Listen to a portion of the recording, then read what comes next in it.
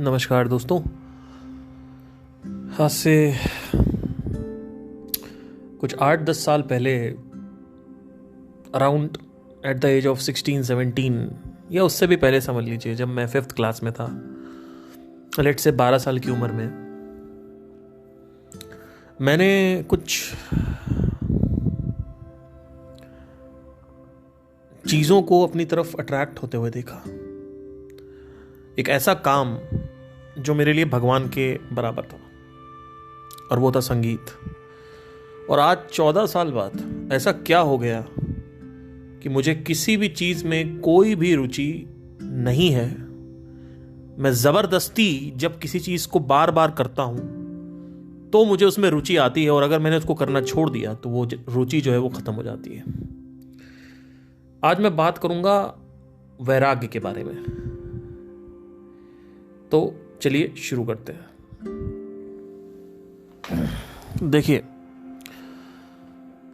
कुछ सालों पहले की बात है, जब मैं पैदा हुआ था तो मेरे अंदर एक इंट्रिंसिक डिज़ायर था, और वो डिज़ायर था संगीत में कुछ बड़ा करने का, संगीत के साथ संपर्क बनाने का, संगीत को परफॉर्म करने का, जो कि बहुत सारे लोग कहेंगे कि ये तो बहुत अच्छी चीज़ है, one of the most amazing thing you are doing and all that, it's good, but again it's a राजसिक कर्म। एंड राजसिक कर्म का एक डिसएडवांटेज है कि इट ट्रैप्स यू, मतलब you just keep on doing it.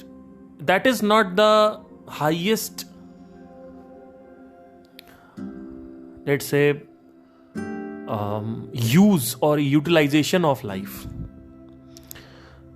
Late me tell you one thing, you are not born just to do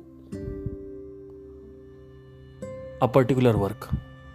passion जो है वो हम में होता है, किसी में नहीं होता। मैं उसकी बात कर रहा हूं जिनमें है, जिनमें नहीं है वो ढूंढे, और नहीं मिल रहा है तो समझ लो आप टाइम पास के लिए पैदा हुए हो, तो आप बनाओ। कई लोग कहते हैं कि इसको नहीं मिल रहा, ढूंढते रहो। अरे है ही नहीं, आपको बनाना पड़ेगा। मेरे अंदर म्यूजिक का कर्म था, म्यूजिक की वासना थी, मैंने उसको एक्सप्रेस करना चालू किया। ये शरीर मिलता ही है आपको अपनी वासनाओं को व्यक्त करने के लिए, इसीलिए व्यक्ति बोला जाता है। व्यक्त, expressive nature of the life. इस दुनिया में हर चीज एक्सप्रेस कर रही है खुद को, चाहे वो एक पौधा हो, चाहे वो एक जानवर हो, कोई मनुष्य हो। इनफैक्ट एक सॉफ्टवेयर भी अपने आप को एक्सप्रेस कर रहा है। इंस्टाग्राम की जो फंक्शनैलिटी है वही तो एक्सप्रेस हो रही है। और क्या हो रही है? सुबह से लेकर शाम तक वो क्या एक्सप्रेस करता है? एंगेजमेंट। अपने अंदर की क्वालिटीज जो है वो एक्सप्रेस करता है। वो क्या है? लोगों को एंगेज करना, social connect, videos, stories, pictures sharing, वो एक क्वालिटी है। ऐसे ही हमने नेचर में देखना है। नेचर भी सुबह से शाम तक एक्सप्रेस कर रहा है, तो आप भी एक्सप्रेस करने के लिए पैदा हुए हो। तो जब मुझे अपने पैशन के बारे में पता चला तो मैंने उसको फॉलो करना चालू किया। धीरे धीरे मुझे पता चला कि पैशन में वो मजा नहीं आ रहा है जो होना चाहिए। पैशन प्लेजर देता है, नो डाउट, एक सेटिस्फैक्शन देता है। कई लोग कहते हैं कि पंडितों के पास जाते हैं, कहते हैं कि मेरी वाइफ जो है ना वो बहुत परेशान है। तो पंडित क्या कहते हैं उनसे? कहते हैं आपकी वाइफ को कुछ करना है क्या? तो वाइफ से जब पूछा गया तो वाइफ ने कहा कि मुझे बचपन में ना गाना गाने का बहुत शौक था, लेकिन जैसे जैसे मैं बड़ी होती गई मेरे ऊपर सोसाइटी का प्रेशर इतना हावी हो गया कि मैं उसको दबाती गई, और आज बिना ये जाने हुए कि उसको संगीत का डिजायर एक्सप्रेस करना है, वो गुस्सा व्यक्त कर रही है। कहां? पति से, घर में। किसी को कुछ भी नहीं पता है कि सबकॉन्शियस में उसके क्या पड़ा हुआ है जिसकी वजह से उसके अंदर इतना गुस्सा आ रहा है। वो अपने लाइफ में संतुष्ट नहीं है। तो उस पंडित ने जब इसको देखा तो उसको बोला कि आपके अंदर एक डिजायर छुपा हुआ है। वो डिजायर है संगीत करने का, और ये संगीत नहीं है, कुछ भी हो सकता है, डांस है, हो सकता है आपको राइटर बनना हो सकता है पोएट्री लिखनी हो, लेकिन आपको टाइम ही नहीं मिलता पोएट्री लिखने का।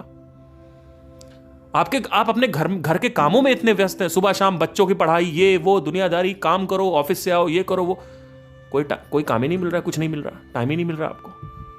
फिर भी वो गुस्सा बन जाता है, फिर वो एक्सप्रेस होता है। क्यों? क्योंकि आपकी वासना एक्सप्रेस नहीं हो पा रही है, आपका प्रारब्ध बचा हुआ है। प्रारब्ध जितनी जल्दी हो सके उतनी जल्दी खत्म करना चाहिए। मेरा प्रारब्ध क्या था?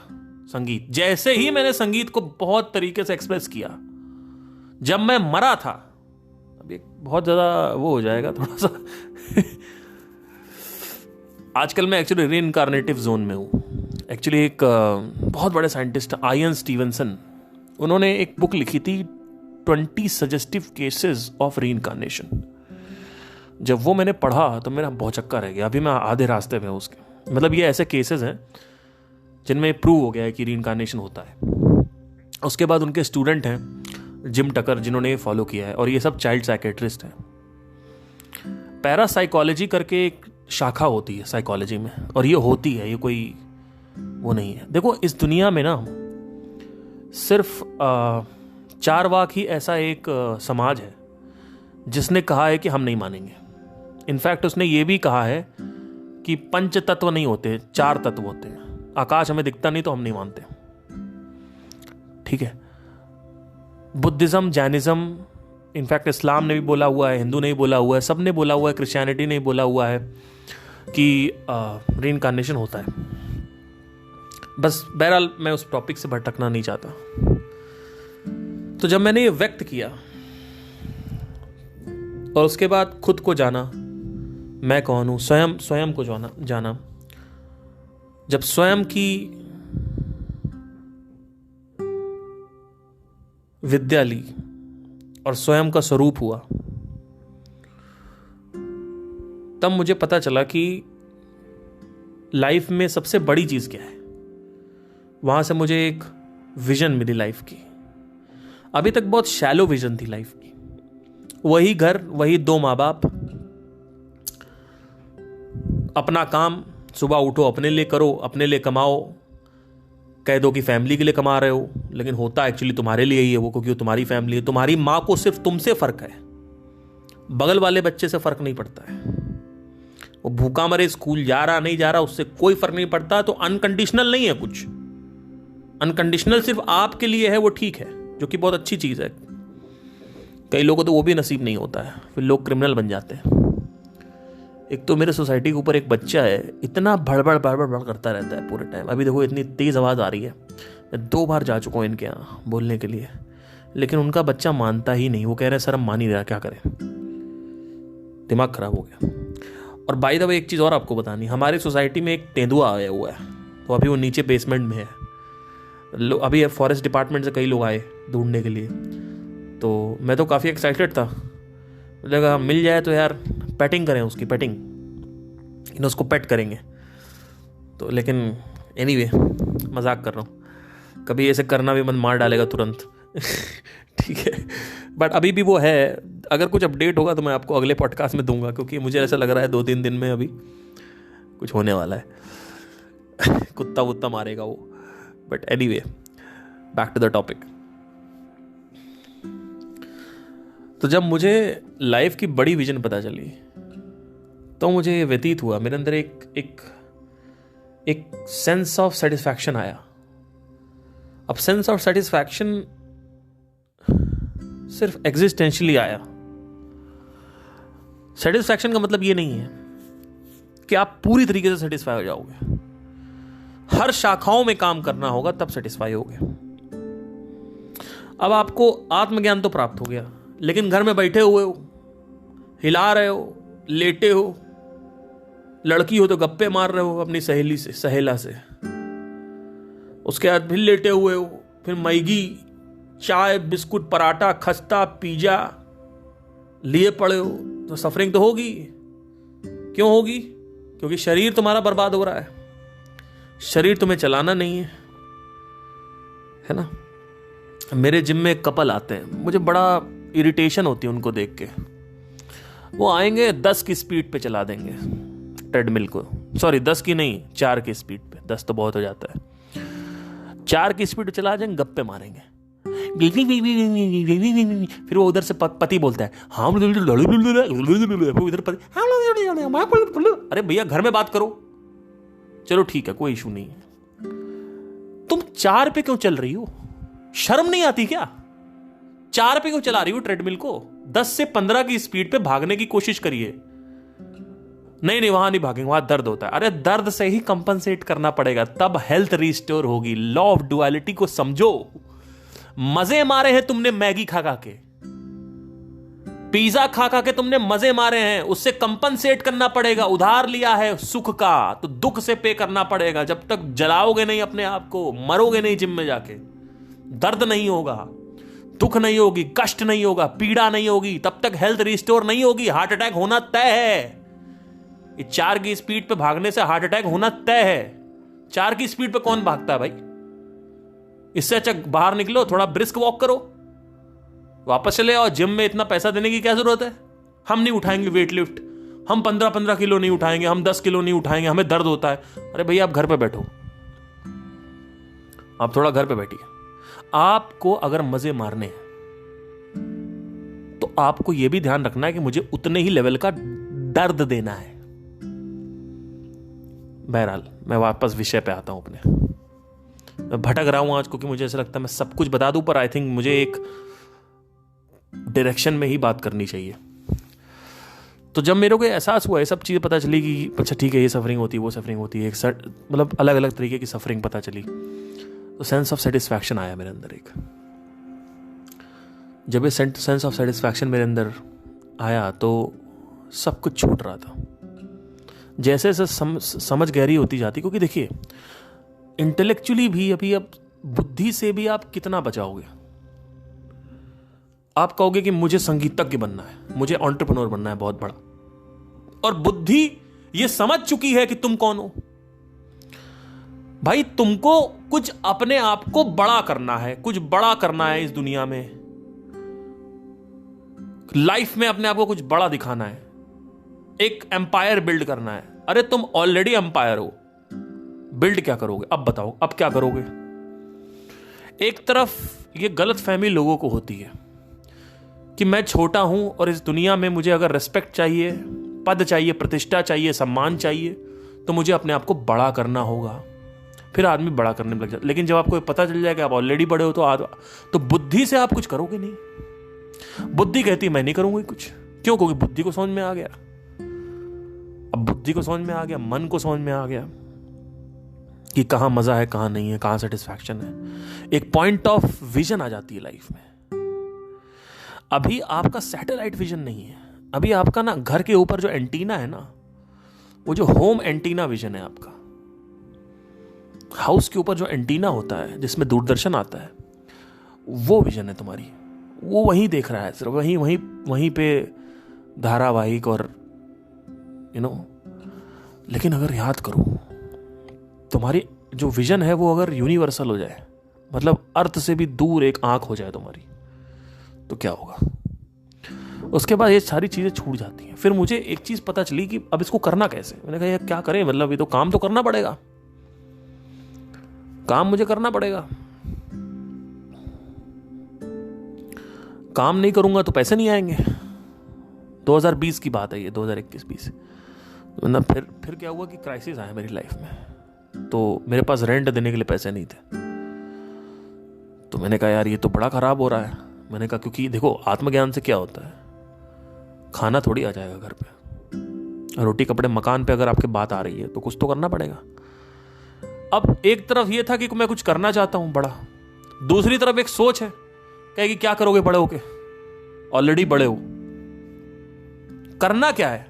एक तरफ आप कहोगे कि मुझे कुछ करना है बड़ा, दूसरी तरफ सोच आ रही क्या करोगे, कॉन्फ्लिक्ट चल रहा माइंड में। क्योंकि एक्चुअली में अगर देखा जाए, अगर इन रियलिटी देखा जाए तो कुछ बनना नहीं है, आप ऑलरेडी ब्रह्मांड हो, आपको कुछ करना नहीं है। ये अगर ये अच्छे से समझ में आ गया ना, सब छूट जाता है। ये इसीलिए मैं जिज्ञासु लोग जो सुनते हैं ना मेरे को, जो जिज्ञासा के मार्ग से सुन रहे हैं कि क्या छुपा रहे हो, क्या छुपा रहे हो, दिखाओ दिखाओ दिखाओ, क्या छुपा रहे हो, दिखा दिया ना सब छूट जाएगा। इसीलिए उसके लिए सही है ये, जो दुख पीड़ा कष्ट में हो, भयंकर, छोटा मोटा नहीं, जिसके अंदर ये डिजायर ना हो कि मुझे सच्चा प्यार करके सुख मिलेगा, जिसको ये पहले से ही पता हो 100% कि सामने वाली स्त्री में या पुरुष में किसी भी तरीके का कोई भी सुख नहीं है, उसको साक्षात्कार हो चुका हो, उसको यह साक्षात्कार हो चुका हो कि मेरे काम में सुख नहीं है,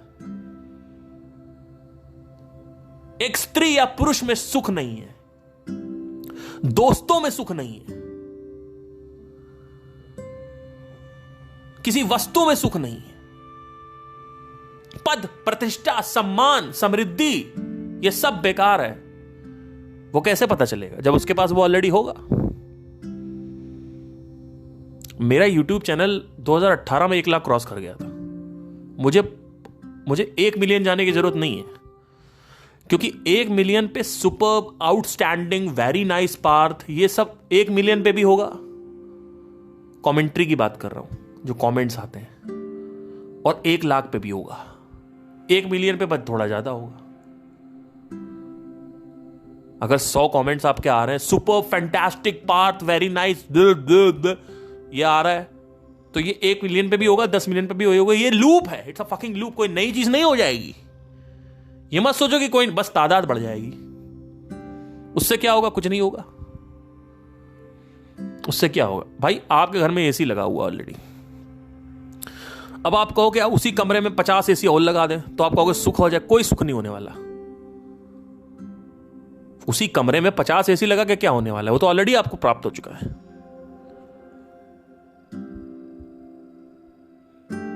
आप एक 10,000 का मोबाइल खरीद रहे हो, उसके बाद 50,000 का मोबाइल खरीद रहे हो, उससे कोई फर्क नहीं पड़ता है। आप गेम खेल चुके हो, आपकी गेम की डिजायर 10,000 में ही निकल चुकी है। आपको 50,000 में थोड़ा सा एचडी ग्राफिक्स अच्छे हो जाएंगे, उससे कोई फर्क नहीं पड़ता है। उससे कोई फर्क नहीं पड़ता है। आपके ग्राफिक्स डिस्प्ले अच्छे हो गए तो आपको अच्छे से पता होना चाहिए कि आप ये सब, तब जाके आप, ये बेटर है कि आप इसमें आइए। नहीं तो कुछ करने की जरूरत नहीं है। चुपचाप पढ़ाई करिए, किसी सच्चे प्यार को ढूंढिए, लड़की से शादी करिए, बच्चे बच्चे पैदा करिए, कोई इशू नहीं है। इसमें गलत क्या है? जब तक करोगे नहीं तब तक पता कैसे चलेगा? लोग कहते हैं अब तो मैं स्पिरिचुअलिटी में हूं, अब मैं ये सब नहीं करूंगा। अरे बेवकूफ हो क्या? एक पैसे की अकल नहीं लोगों को। अच्छा, करते वही हैं। सामने बोलेंगे कि हम योगा मेडिटेशन में आ गए, योगा मेडिटेशन में आ गए, योगा मेडिटेशन में आ गए, और back of the mind desire वही होता है बच्चा पैदा करने का। Back of the mind desire वही होता है शादी करने का। Back of the mind sex करने का डिजायर होता है। Back of the mind iPhone करने का डिजायर जरूर होगा। हो सकता है वो खुद से झूठ बोल रहे हो, लेकिन मेरे से थोड़ी झूठ बोल पाओगे। अरे भैया, मैं सब पढ़ चुका हूं, अंदर की किताब मेरे को अच्छे से पता है। मेरे को मत बताओ। मेरे को अच्छे से पता है जब तुम बोलती हो कि मुझे कोई फर्क नहीं पड़ता, लड़का बस हैंडसम, लड़का बस लड़के का नेचर अच्छा होना चाहिए। मुझे पता है कि तुम क्या कह रही हो। ये तुम ऊपर ऊपर से सिर्फ बोल रही हो कि लड़के का नेचर अच्छा होना चाहिए। एक्चुअली में तुमको करोड़पति लड़का चाहिए। ये सब मेरे को पता है। ये सब सोसाइटी वाली बातें मेरे को मत बताओ। लोगों का दोगलापन हर जगह पे बसा हुआ है। एक एक जगह दोगलापन बसा हुआ है। लोग बात करेंगे, हमने ये ले लिया, हम स्पिरिचुअलिटी में आ गए, हमने ये कर वही रहे हैं। हम स्पिरिचुअलिटी में आ गए, हमने ये कोर्स खरीद लिया, अब हम ये करेंगे, अब हम कर वही रहे हैं। जो करना चाहते हैं वही कर रहे हैं। सच कड़वा होता है, हर किसी को सुनाई नहीं देगा, और हर किसी को सुनना भी नहीं चाहता। उनको लगता है कि आप हमें पॉइंट कर रहे हैं, हमारी प्राइवेसी में आ रहे हैं। आपकी क्या प्राइवेसी? क्या कौन सी प्राइवेसी भाई? कौन सी प्राइवेसी? क्या प्राइवेसी है आपकी?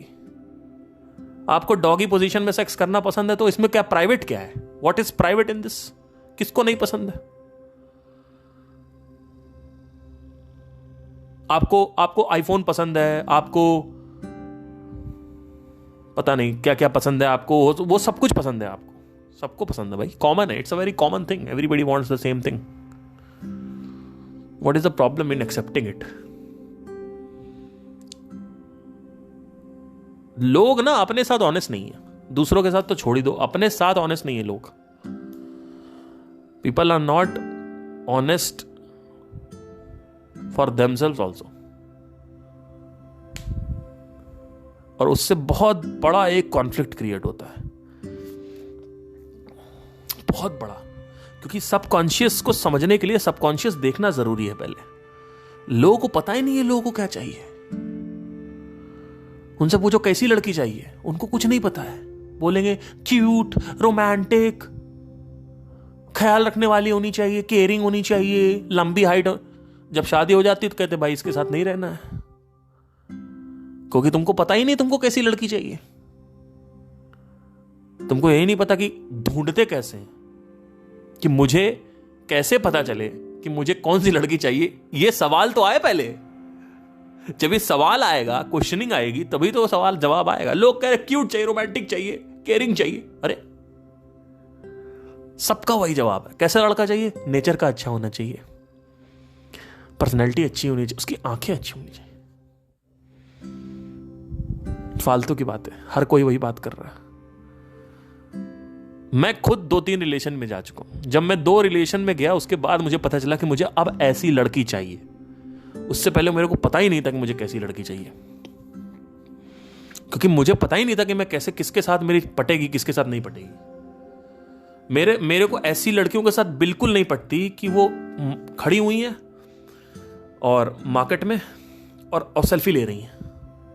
क्रिसमस पीछे क्रिसमस का वो है, पेड़ लगा हुआ है, हैप्पी न्यू ईयर आ रहा, क्रिसमस आ रहा, तो क्रिसमस की फोटो ले रही हैं, उसके बाद वहां पे डाल रही हैं इंस्टाग्राम पे। मुझे ऐसी लड़कियां बिल्कुल पसंद नहीं। मतलब I am not judging anybody, ये मेरे टाइप की नहीं है लड़की। मैं मतलब मेरे नेचर की, मुझे ऐसा लगता है कि ये बहुत ज्यादा भौतिकवादी लड़की है, और ऐसी लड़कियां होती है भौतिकवादी थोड़ी। मैं थोड़ा सा कमेंट पास करना हो जाएगा तो मैं माफी चाहता हूं, पहले ही माफ कर दीजिए मुझे। बट मुझे ऐसा लगता है कि मैं अपना बता रहा हूं, I am just telling my type of the personality. तो आई नो कि मुझे क्या चाहिए, उससे पहले मेरे को नहीं पता था। बहरहाल, coming to the topic again, तो जब मेरे को एहसास हो गया पूरा का पूरा कि क्या चल रहा है और सब कुछ मतलब बेकार लग रहा था, मतलब कुछ परस्यू नहीं कर पा रहे थे, तो मुझे एक क्वेश्चन आया मेरे अंदर। मैंने कहा अब इसको कैसे किया जाए। इसको करने के लिए फिर कुछ 10 दिन पहले मुझे पता चला कि इसको कैसे करना है। अगर आपको भौतिक में भी कंसंट्रेट करना है तो पहले इसको लॉजिक समझने की कोशिश करिए। देखिए, कुछ भी चढ़ नहीं पाएगा सर पे आपके। जैसे हो सकता है आपके सर पे IPS IAS चढ़ा हो, UPSC चढ़ा हो, लेकिन मैं चाहूं तो मेरे ऊपर नहीं चढ़ सकता, मेरे ऊपर कोई चढ़ ही नहीं सकता। और उसको चढ़ा के रखना जरूरी भी है। अगर नहीं चढ़ेगा तो क्या होगा? आप परस्यू नहीं कर पाओगे, आप एक्शन नहीं ले पाओगे। तो चढ़ना जरूरी है पहले। तो एक तरफ मेटेरियलिस्टिकली देखो तो चढ़ना जरूरी है, स्पिरिचुअली देखो तो ज्यादा चढ़ेगा तो दिक्कत होगी। तो इसको चढ़ाना कैसे माइंड पे? मैं क्या करता हूं, मैंने सिंपल से टेक्निक निकाली है कि मैं इसके बारे में बात करता हूं। I start talking about all these things. जैसे फॉर एग्जाम्पल, मुझे मार्केटिंग के बारे में, मार्केटिंग मुझे बहुत पसंद है, लेकिन वो चढ़ती नहीं है मेरे माइंड पे। मेरे से हो नहीं, एक्शन नहीं हो पाता मेरे से। मेरे को कुछ भी करने का मन नहीं करता है। नॉट बिकॉज आई एम आलसी, it is not because of that, it is because कि करता मैं रोज हूं। मतलब मेरे जो घर वाले हैं वो सब जानते हैं कि मैं कितना मेहनत कर रहा हूं, बट मेरे माइंड पे वो नहीं चढ़ रहा है। बाहर से आपको लग रहा होगा देख के कि ये तो बहुत मेहनत करता है, लेकिन माइंड पे चढ़ता नहीं है, तो मेरे को स्ट्रगल होती है। तो मैंने सिंपल सा काम किया, अगर मुझे कुछ भी चढ़ाना है तो मैं एक्शन नहीं लेता। मैं क्या करता हूँ, पहले उसके बारे में बात करता हूँ 2-3-4 दिन 5 दिन, बहुत बात करूंगा। मार्केटिंग में ये होता है, मार्केटिंग में वो होता है, मार्केटिंग में ये होता है, ये ऐसे करते हैं, वैसे करते हैं, वैसे करते हैं। फिर वो मेरे माइंड पे चढ़ता है, फिर मैं उसको एक्सप्रेस कर पाता हूँ, उसको एक्शन ले पाता हूँ उसमें। अदरवाइज मैं एक्शन ले ही नहीं सकता, मैं एक्शन ले ही नहीं पाता हूँ। अब इसके बारे में मैं एक्शन कैसे लेता रहता हूँ? ये जो स्पिरिचुअलिटी है, पॉडकास्ट है, इसको मैं एक्शन मेरा ऑलमोस्ट रेगुलर रहता है। मैं इस वजह से ले पाता हूँ क्योंकि मैं इसके बारे में बात करता रहा। आप देख रहे होगे मैं बात करता, अगर मैं इसका जो फ्लो है ना तोड़ दूं, तो शायद इसका भी करने का मेरा मन ना करे 1-2 महीने बाद, क्योंकि बोल के क्या होगा। तो वही चीज है कि इसको कंटिन्यू करना, जैसे पकड़ के रखता हूं मैं। लोग कहते हैं ना कि अगर आप स्पिरिचुअल कंटेंट बांट रहे हैं तो ये भी तो एक वासना है।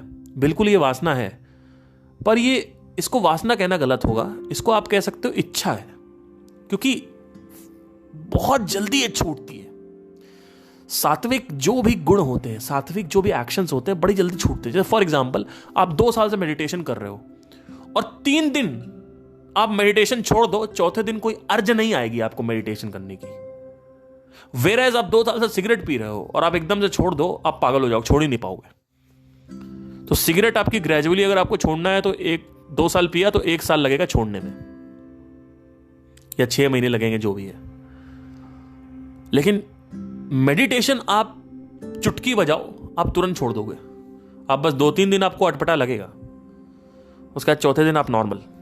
तो सात्विक गुण छूटते बड़ी जल्दी है। अगर आप भगवत गीता पढ़ने की आदत डाल लो अपनी, फटाफट टक टक टक टक रोड, तो आप एक फ्लो में आ जाओगे। लेकिन उसको जैसे ही आपने भगवत गीता पढ़ना बंद किया, उसके 2 या 3 दिन बाद आपकी अर्ज नहीं उठेगी वापस भगवत गीता पढ़ने की। क्यों? क्योंकि भगवत गीता एक सात्विक किताब है।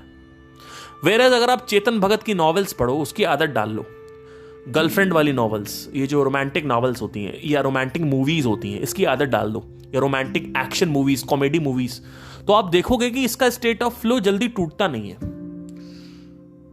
आप देखोगे कि इसका स्टेट ऑफ फ्लो जो है वो ब्रेक नहीं होता जल्दी से।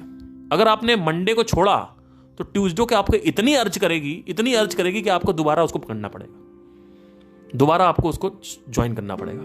लेकिन मेडिटेशन या फिर योगा या फिर ये आत्मज्ञान की बातें या भगवत ज्ञान, ये सब अगर आप देखोगे तो ये 2 दिन में आप छोड़ सकते हो उसको। तो ऊपर के जो कर्म हैं वो जल्दी छूट जाते हैं और पकड़ में देर में आते हैं। ये भी याद रखना, पकड़ में देर में आते हैं, छूटते जल्दी हैं। और नीचे के जो कर्म होते हैं वो जल्दी से पकड़ में आ जाते हैं और बहुत देर में छूटते हैं। और जो बीच का कर्म है सात्विक, राजसिक, जैसे क्रिएटिविटी, जैसे मार्केटिंग, एंटरप्रेन्योर, यूपीएससी की तैयारी, पढ़ाई लिखाई, जिम और संगीत, मतलब अगर आप सिंगिंग ट्रेनिंग ले रहे हो, इंडियन क्लासिकल, ये सब, तो आप देखोगे कि ये सब जल्दी से पकड़ में नहीं आता है, पर 1-2 महीने में जल्दी से आ जाता है।